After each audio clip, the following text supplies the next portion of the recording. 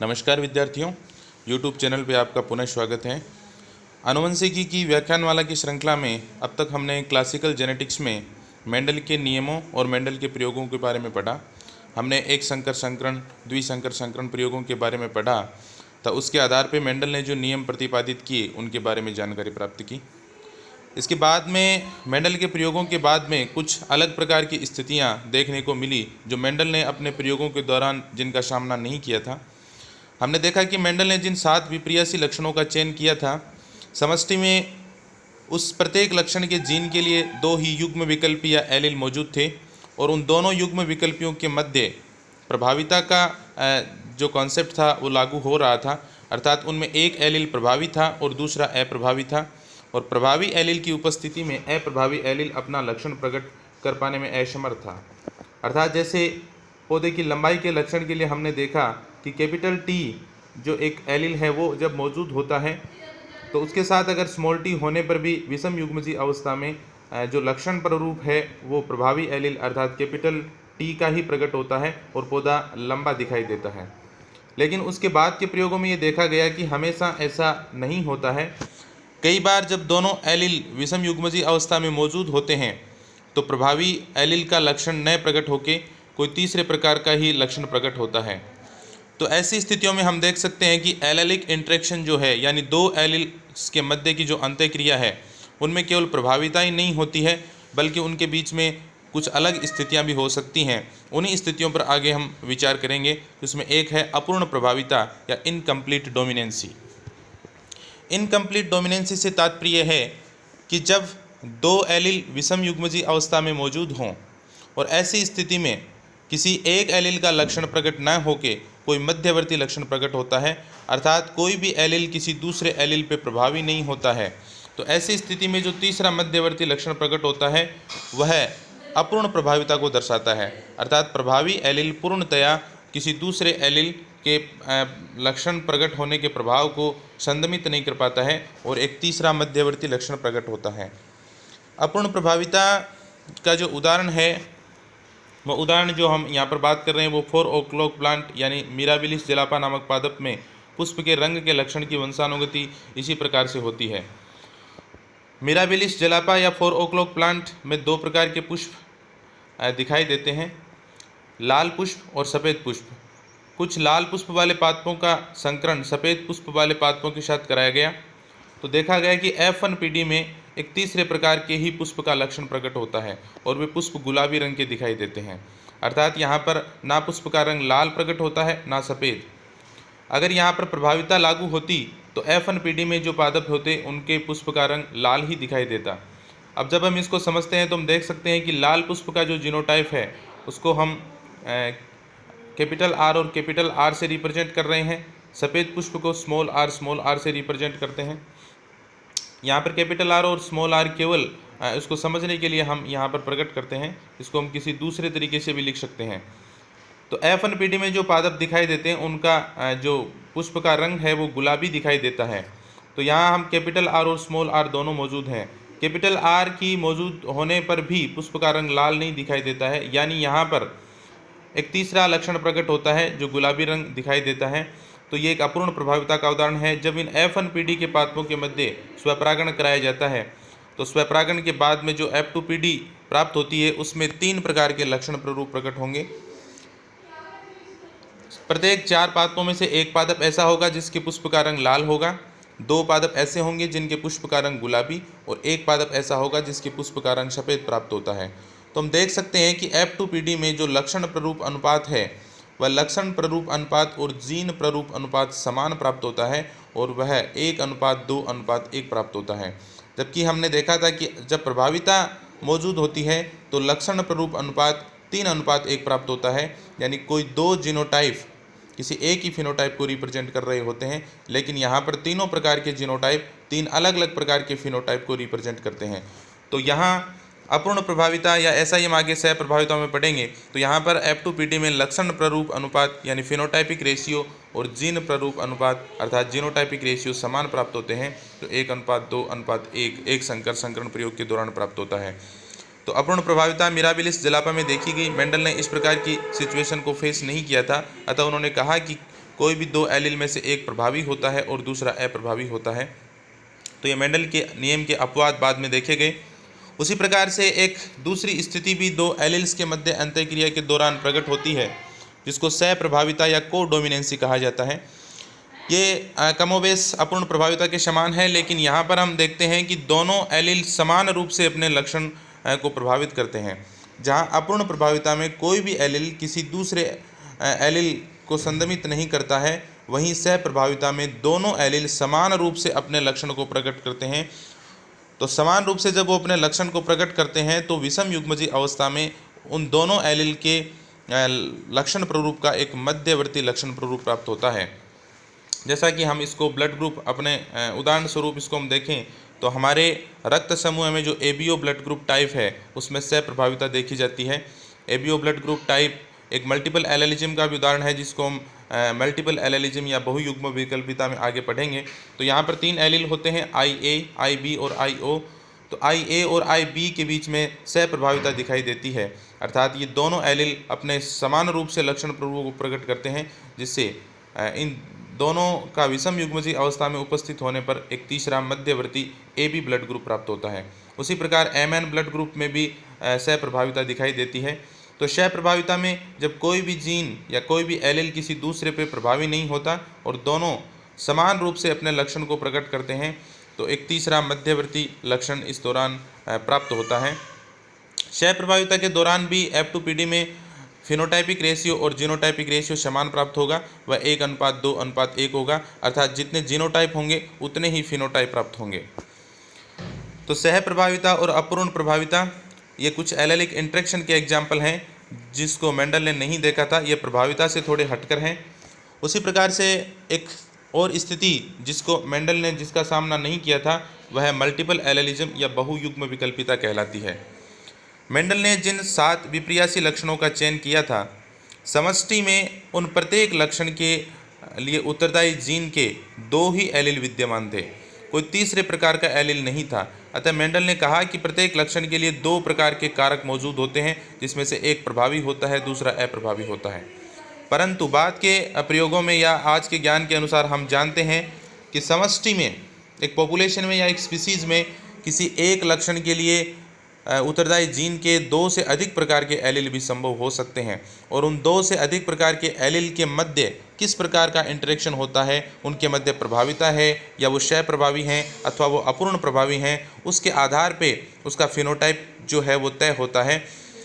तो जब 2 से अधिक प्रकार के एलील किसी जीन के लिए किसी समष्टि या किसी जाति में मौजूद होते हैं तो वह स्थिति बहुयुग्म विकल्पिता या मल्टीपल एलेलिज्म कहलाती है।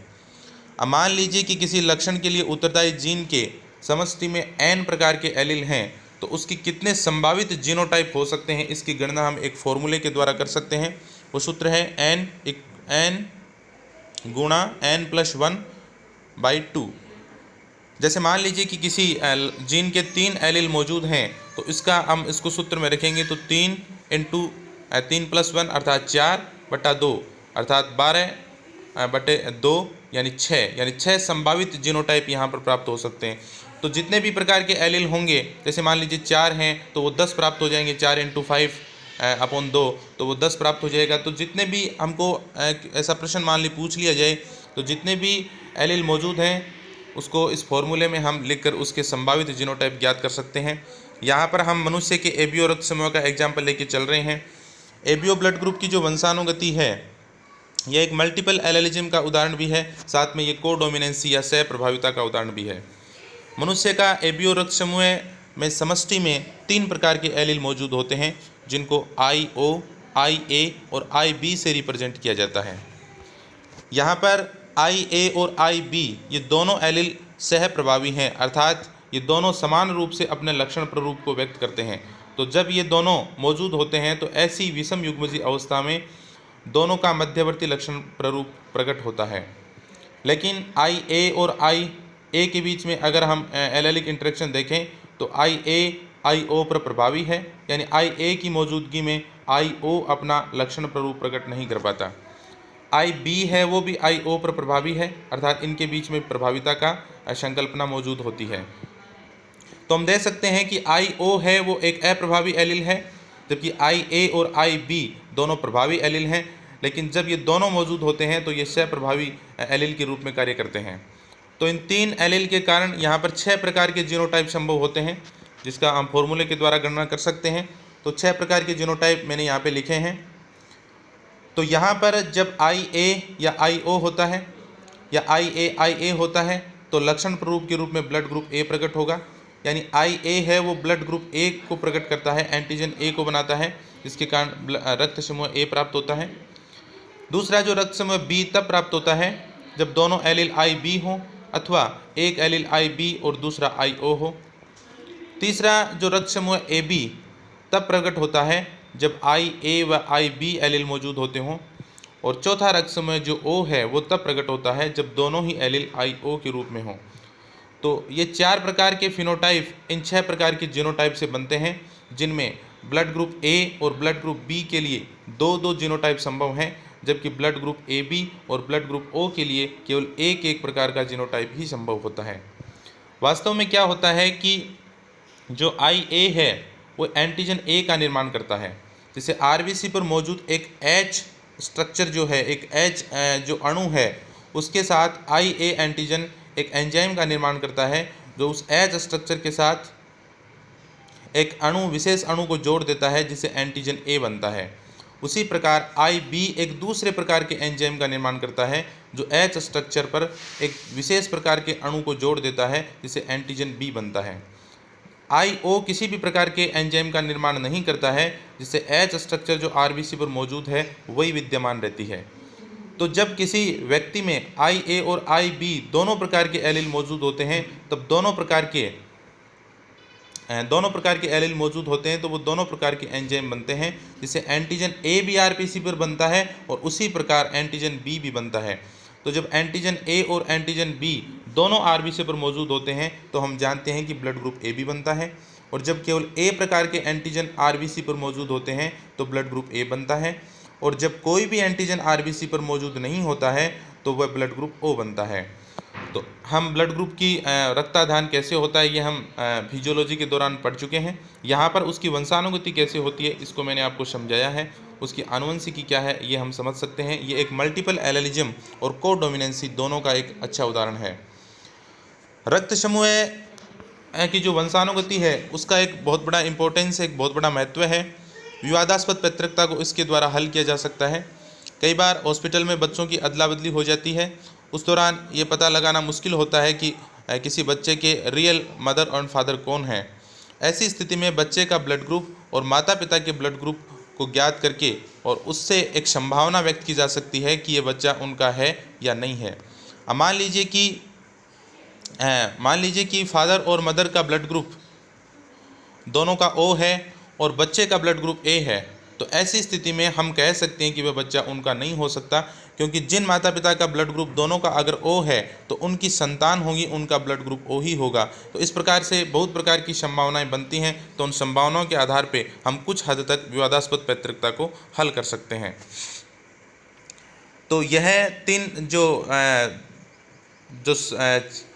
आनुवंशिकी में बाद के प्रयोगों में ये चीज़ें देखी गई।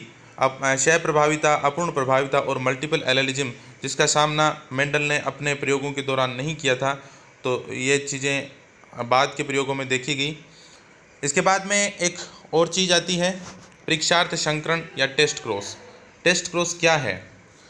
टेस्ट क्रॉस, मान लीजिए कि किसी पादप का हमें जीन प्रारूप ज्ञात नहीं है, विषम युग्मजी पादप हो या कोई प्रभावी लक्षण के लिए कोई जीव हो जिसका जीन प्रारूप हमें ज्ञात नहीं होता है, तो उस अज्ञात जीन प्रारूप वाले पादप का जीन प्रारूप ज्ञात करने के लिए उसका संकरण अगर हम समयुग्मजी अप्रभावी पादप या प्राणी के साथ करवाएं और जिससे उस अज्ञात जीन प्रारूप को ज्ञात किया जा सके, तो इस प्रकार के संकरण प्रयोग परीक्षार्थ संकरण या टेस्ट क्रॉस कहलाते हैं।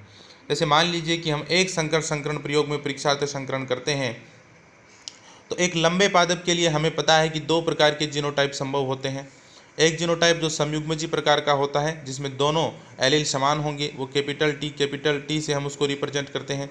दूसरा उसका जीनोटाइप जो विषम युग्मजी हो सकता है, जिसमें कैपिटल टी और स्मॉल टी होता है, लेकिन दोनों प्रकार के जीनोटाइप एक ही प्रकार के फिनोटाइप को रिप्रेजेंट करते हैं। तो हम उसका जीनोटाइप कैसे ज्ञात करें कि वास्तव में उसका जीनोटाइप क्या है, उसको ज्ञात करने के लिए हम एक टेस्ट क्रॉस करते हैं। तो ऐसे लंबे पादप का संकरण मान लीजिए हम एक बौने पादप से करवाते हैं। हमें पता है कि बौने पादप का एक ही प्रकार का जीनोटाइप होता है, वो स्मॉल टी से उसको हम रिप्रेजेंट करेंगे। तो अब यहाँ पर इस संकरण प्रयोग के दौरान दो प्रकार की संभावनाएं बनती हैं।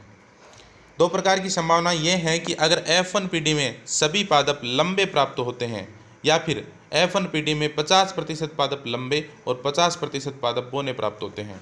पहली स्थिति में हम देख सकते हैं कि यदि सभी पादप लंबे प्राप्त होते हैं तो हम कह सकते हैं कि अज्ञात जीन प्ररूप वाले पादप का जीन प्ररूप कैपिटल टी होगा, यानी वो समयुग्मजी जीन प्ररूप होगा। और यदि दूसरी स्थिति प्राप्त होती है तो हम कह सकते हैं कि अज्ञात जीन प्ररूप जो है वो कैपिटल टी स्मॉल टी है, क्योंकि यहाँ पे 50% बौने पादप ही प्राप्त हो रहे हैं, अतः स्मॉल टी अवश्य रूप से विद्यमान उस पादप में रहा है। तो इस प्रकार से हम दोनों स्थितियों के आधार पर ये तय करते हैं कि कौन सी स्थिति प्राप्त हो रही है, उसके आधार पर हम अज्ञात जीन प्ररूप वाले पादप का जीनोटाइप ज्ञात कर सकते हैं, उसका जीन प्ररूप ज्ञात कर सकते हैं। तो इस प्रकार से किसी अज्ञात जीन प्ररूप को ज्ञात करने के लिए किया गया संकरण प्रयोग टेस्ट क्रॉस कहलाता है। एक संकरण प्रयोग में हम इसको ऐसे समझ सकते हैं, ऐसे प्रयोग हम द्विसंकर संकरण प्रयोग में भी कर सकते हैं। मान लीजिए कि हमारे पास कोई ऐसे पादप हैं जिसके बीज पीले व गोल प्राप्त हो रहे हैं। अब हम जानते हैं कि पीले व गोल बीज प्रकार का जो लक्षण प्ररूप है उसके कई प्रकार के जीन प्ररूप संभव हैं। पीले बीज के लिए हम जानते हैं कि कैपिटल वाई से हम रिप्रेजेंट करते हैं, जबकि गोल आकार के लिए हम उसको कैपिटल आर से रिप्रेजेंट करते हैं। लेकिन पीले व गोल बीज के लिए 4 प्रकार के जीनोटाइप संभव हैं। जब हम इस पादप का जीन प्ररूप ज्ञात करना चाहें तो हम इसका टेस्ट क्रॉस करते हैं, और टेस्ट क्रॉस में हम इसका एक अप्रभावी संयुग्मजी लक्षण जीन प्ररूप वाले पादप के साथ इसका संकरण करवाते हैं। हरे व झुर्रीदार बीज वाले पादप के साथ इसका संकरण करवाते हैं जिसका एक ही प्रकार का जीनोटाइप संभव है, जिसको हम स्मॉल वाई स्मॉल आर से रिप्रेजेंट करते हैं। तो अब यहाँ पर इस संकरण प्रयोग के बाद में 4 प्रकार की संभावनाएं प्रकट होती हैं। वो 4 प्रकार की संभावनाएं क्या हैं, यहाँ हम देख सकते हैं। पहली संभावना ये है कि यदि F1PD के सभी पादप पीले व गोल बीज वाले प्राप्त होते हैं तो हम कह सकते हैं कि उस अज्ञात पादप का जो जीनोटाइप है वो कैपिटल वाई कैपिटल आर ही होगा, क्योंकि अगर ये जीनोटाइप होगा तो इससे एक ही प्रकार के गैमेट बनेंगे और वो जो गैमेट्स होंगे वो कैपिटल वाई कैपिटल आर होंगे। दूसरा जो मादा पादप हमने लिया है उससे भी एक ही प्रकार के युग्मक बनेंगे, वो स्मॉल वाई स्मॉल आर होंगे। जब उन युग्मकों के मध्य निषेचन होगा तो एक ही प्रकार के जाइगोट बनेंगे, इसका सभी का जो जीनोटाइप होगा वो capital Y capital R small R होगा। और इस प्रकार के जीनोटाइप वाले सभी पादप का जो फिनोटाइप होगा वो पीले व गोल आकार के बीज वाला होगा। तो अगर ऐसे परिणाम प्राप्त होते हैं तो हम कह सकते हैं कि अज्ञात जो जीनोटाइप है वो कैपिटल वाई कैपिटल आर है। अगर दूसरी स्थिति ये बनती है कि 50% पादप हमारे पास ऐसे प्राप्त होते हैं जिनके बीज पीले व गोल हैं, और 50% पादप ऐसे प्राप्त होते हैं जिनके बीज हरे व गोल हैं, तो ऐसी स्थिति में हम सांख्यिकी का प्रयोग करके हम उस अज्ञात जीनोटाइप को जब हम विश्लेषण करेंगे तो हम कह सकेंगे कि उस पादप का जीनोटाइप निश्चित रूप से कैपिटल वाई और कैपिटल आर होगा, क्योंकि ऐसी स्थिति में अगर ये जीनोटाइप होता है तो 2 प्रकार के युग्मक बनेंगे। एक प्रकार के युग्मक वो होंगे जिनमें कैपिटल वाई के साथ कैपिटल आर होगा, दूसरे युग्मक वो होंगे जिसमें स्मॉल वाई के साथ कैपिटल आर होगा। मादा पादप से एक ही प्रकार का जीनोटाइप होगा, वो स्मॉल वाई स्मॉल आर होगा। तो अब इनके मध्य जब निषेचन होगा तो 2 प्रकार के जाइगोट बनेंगे। एक प्रकार के जाइगोट वो होंगे जिनमें capital Y capital R small R होगा, दूसरे पादप वो होंगे दूसरे जाइगोट वो होंगे जिनमें small Y capital R small R होगा। तो ऐसे पादपों के जब फिनोटाइप हम देखेंगे तो ये 2 प्रकार के फिनोटाइप प्राप्त होंगे। तीसरी स्थिति ये हो सकती है कि 50% पादप पीले व गोल बीज वाले हों और 50% पादप पीले व झुर्रीदार बीज वाले हों। यह भी बिल्कुल ऊपर वाली स्थिति से के लगभग समान है। यहाँ पर भिन्नता ये है, और जब हम इन पादपों का जीनोटाइप हम ज्ञात करेंगे तो हम देखेंगे कि उनका जीनोटाइप जो है वो निश्चित रूप से कैपिटल वाई और कैपिटल आर स्मॉल आर होगा। यहाँ पर ऊपर वाले में हमने देखा कि एक स्मॉल वाई है जबकि यहाँ पर एक स्मॉल आर है, इसलिए F1PD में झुर्रीदार बीज वाले पादप प्राप्त होते हैं। तो यहाँ पर भी दो प्रकार के युग्मक बनेंगे। एक युग्मक वो होंगे जिनमें कैपिटल वाई के साथ कैपिटल आर होगा, दूसरे युग्मक वो होंगे जिनमें कैपिटल वाई के साथ स्मॉल आर होगा, और इसके आधार पे हम उसके जाइगोट बनाएंगे। तो ये दो प्रकार के लक्षण प्रूफ हमें दिखाई देंगे। चौथी स्थिति ये हो सकती है कि जब इस प्रकार का हम संकरण प्रयोग कराएं तो चार प्रकार के फिनोटाइप प्राप्त हों, और चार प्रकार के फिनोटाइप जो हैं वो सभी समान रूप से समान प्रायिकता के साथ हों। उसमें 25% पादप ऐसे हों जिसमें पीले व गोल बीज हों, 25% पादप ऐसे होंगे जिनमें हरे व गोल बीज होंगे, 25% पादप ऐसे होंगे जिनमें पीले व झुर्रीदार बीज होंगे, और 25% पादप ऐसे होंगे जिसमें हरे व झुर्रीदार बीज होंगे। तो इस प्रकार से ये चार प्रकार के अगर फिनोटाइप प्राप्त होते हैं तो हम निश्चित रूप से कह सकते हैं कि उस अज्ञात पादप का जीनोटाइप या अज्ञात जीनोटाइप है वो कैपिटल वाई स्मॉल वाई और कैपिटल आर स्मॉल आर होगा, क्योंकि ऐसी स्थिति में अब चार प्रकार के युग्मक बनेंगे और चारों प्रकार के युग्मक समान रूप से बनेंगे, जो capital Y capital R, small Y capital Y small R और स्मॉल वाई स्मॉल आर होगा। और इसका निषेचन जब मादा पादप के युग्मकों के साथ होगा तो चार प्रकार के जाइगोट बनेंगे, जिससे चार प्रकार के लक्षण प्राप्त होते हैं। तो इस प्रकार से द्विसंकर संकरण प्रयोग में भी हम किसी अज्ञात जीनोटाइप वाले पादप का अज्ञात जीनोटाइप वाले पादप का जीनोटाइप ज्ञात कर सकते हैं। हम उसका संकरण एक समयुग्मजी अप्रभावी जीनोटाइप वाले पादप के साथ करवाते हैं तो उससे प्राप्त होने वाले पादपों का हम केवल फिनोटाइप देख सकते हैं, जीनोटाइप हम नहीं देख सकते। तो फिनोटाइप किस प्रकार के प्राप्त हो रहे हैं उसके आधार पे हम सांख्यिकी का प्रयोग करके या गणित का प्रयोग करके हम रिजल्ट निकाल सकते हैं, उसके जीनोटाइप ज्ञात कर सकते हैं। तो इस प्रकार के संकरण प्रयोग टेस्ट क्रॉस या परीक्षार्थ संकरण कहलाते हैं। तो मेंडल ने जब शुद्ध वंशक्रमी पादपों का चयन किया था तो उन्होंने पहले ये परीक्षार्थ संकरण ही किए थे। तो हम इसके बाद में आगे हम कुछ और चीज़ें क्लासिकल जेनेटिक्स के अंतर्गत डिस्कस करेंगे। इसमें कुछ क्वेश्चंस मैं आपके सामने आज ज़रूर रखूँगा। तब तक के लिए धन्यवाद।